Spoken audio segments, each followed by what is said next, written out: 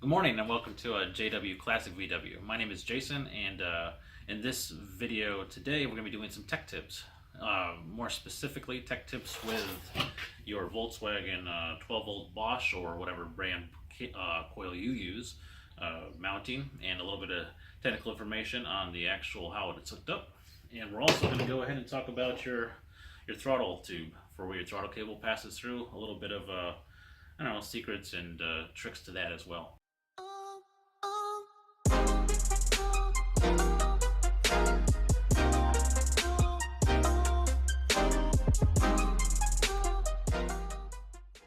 If you've never been in my channel before, thank you for joining. If you like the content, please feel free to like, share, and subscribe. Let's go ahead and turn to the board and talk about what's going on today. Alright guys, looking at the big dry erase board, you can see that for tech tips today we have the coil mounting and the throttle cable. I'm also going to talk to you about some of these upcoming videos that you see up on the board. The number one item you can see up there is a valve geometry video. I know that some of you have been asking about it, and I want to make sure that I put together a great video that has good content, and more specifically, because this is a heavy technical video, information that will definitely help you out. Alright, so when you're looking at your standard Volkswagen engine, that's in a Beetle with the upright shroud, the coil normally mounts around in this area. That's the standard mounting is around this area. But you can also mount it on the bottom side over here. I've seen that where people mount the coil down here. I've seen people mount the coil on the back side of the engine. Now there are kits out there you can actually order that will allow you to make your own cables, your own length. So mounting your coil becomes more of a preference at that point. Now, there may be some guidance and limitations to exactly how long it can be. I wouldn't go longer than 12 inches away, but yeah, you guys mount on the back side, kind of give you more of a cleaner look on the front. But I kind of like mine coil mounted here to give more of that traditional. This is where it's going to be. But what I was running into, and this is where the tip comes in today for the coil mounting, is I tap these holes, and they're pretty thin. This metal's pretty thin, so my hardware was coming loose, and you get this floppy coil where your coil is just falling down and coming loose from here. The screws are coming loose, the self tappers that you're putting in there. So what the tool that I picked up was from Harbor Freight,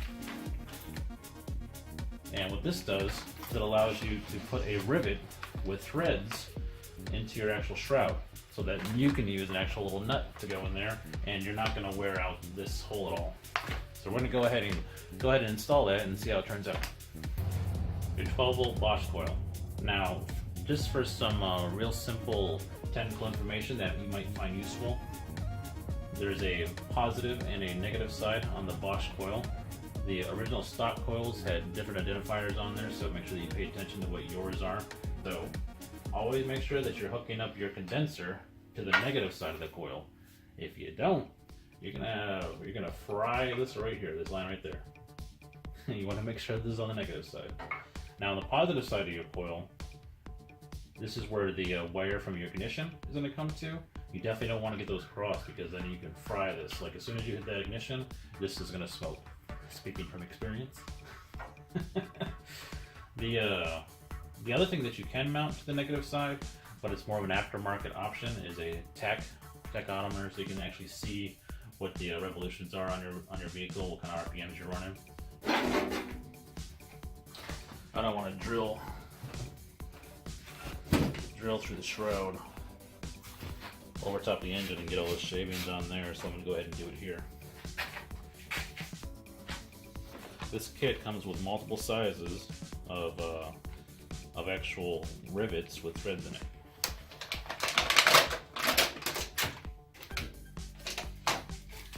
I'll probably be using the largest size for the coil mount.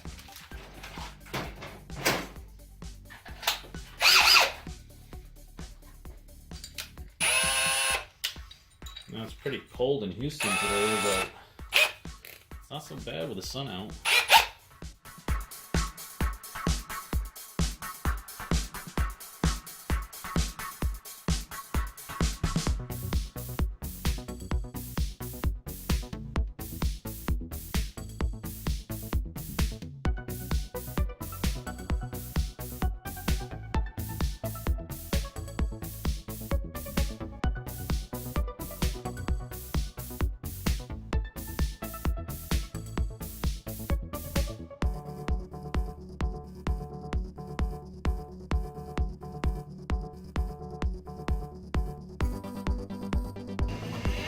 Nice and tight. Wooden tight. Right?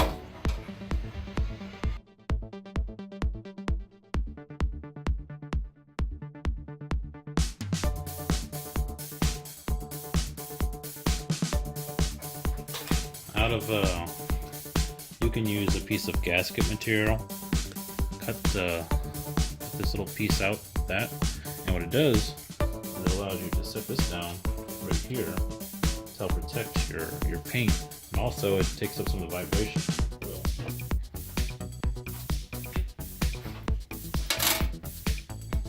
So, tight lock washers, but let me get on there. Tight, so it doesn't smooth, so.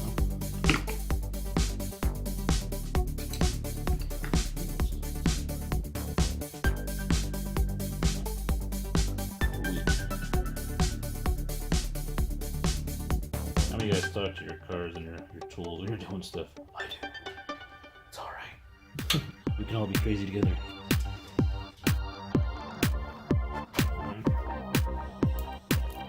So what's cool about this bracket design that I have on mine, which I don't know if you do, is that you can put these on before already. This is what I got. Alright, so slide this front in first. Underneath the washer. Back of the washer. With the gasket. Yeah, got the gasket on backwards.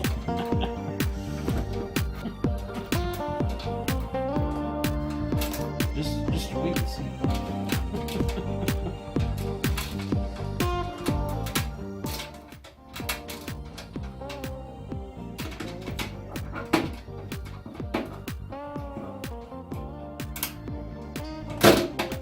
So, will these rivets loosen up over time?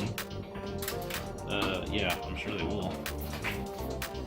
Eventually, but I think they're way better than trying to use just thread tappers, and it's a self-tapping screw, and it's a cleaner look too, right? And that's kind of like what we're going for here. It's just a nice clean look, easy to work on.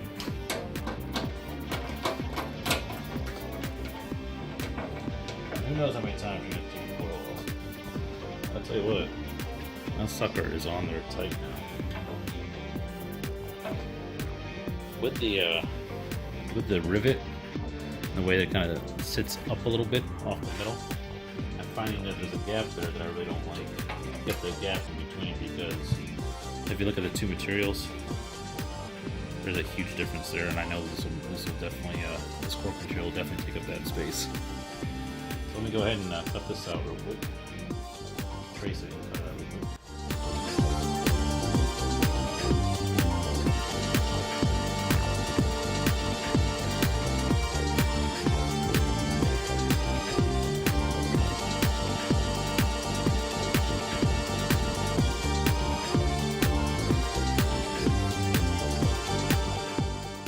Test fit. Oh yeah, man.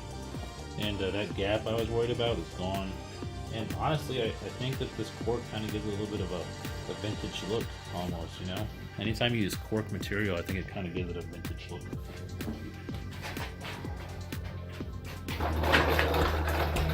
I've got the engine shroud back on again, the fan engine shroud back on again. And we're gonna move on to, you see that gap is gone. This worked perfect. We're gonna move on to the throttle tube. I've got two holes here for my throttle tube because the first one I drilled was off by like an inch. So that kind of sucked. But I'm gonna zoom in a little bit so you guys can see what this is all about.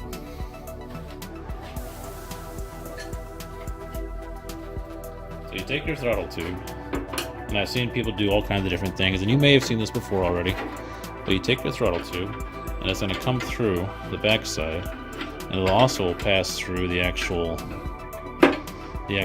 piece of tin you have on the back of your engine. Alright, so you've got your tube through, and sometimes this moves back and forth, and it's a pain in the butt. And people put zip ties on here, and and whatever else they might do. You may have seen what I'm about to show you, but what I do is I take a little baby hose clamp, little 1/4 inch one, and a piece of 1/4 inch fuel line, and they split a gap in it. And then you take your hose clamp and your piece of hose. Just stick that right over top of your actual fuel, your throttle tube, and then you put your hose clamp on there, tighten it down. Now, what does this do? You could probably use a zip tie on there too, but I use a hose clamp because it works better, lasts longer. It keeps your tube from moving back and forth. Now, put this on after you get your engine in, and it's great. It's just another little tidbit, another little trick for you guys. So that one's a little easy one.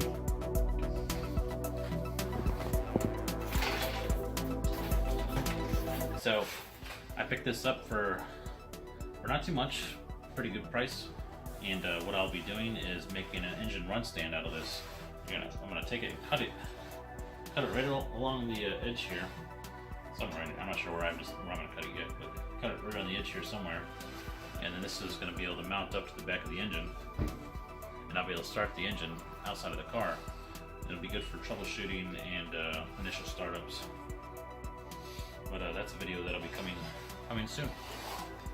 Hope you guys enjoyed these tech tips today from JWClassicVW.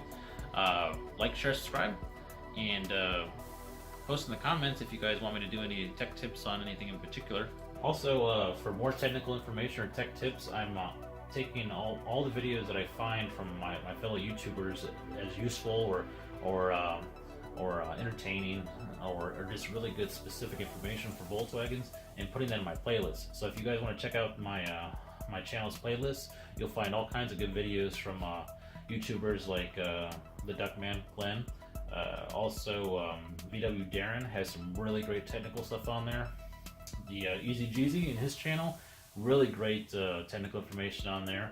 And also, when it came to restoring some of the stuff on my 56 Oval and my ragtop in particular, I used a lot of videos from Chris Vallone and his channel on Volkswagen's Classic VWs. So check out some of those channels. I'll go ahead and put something up in the description on where you can find those, or you can just go to my playlist and find the videos in there.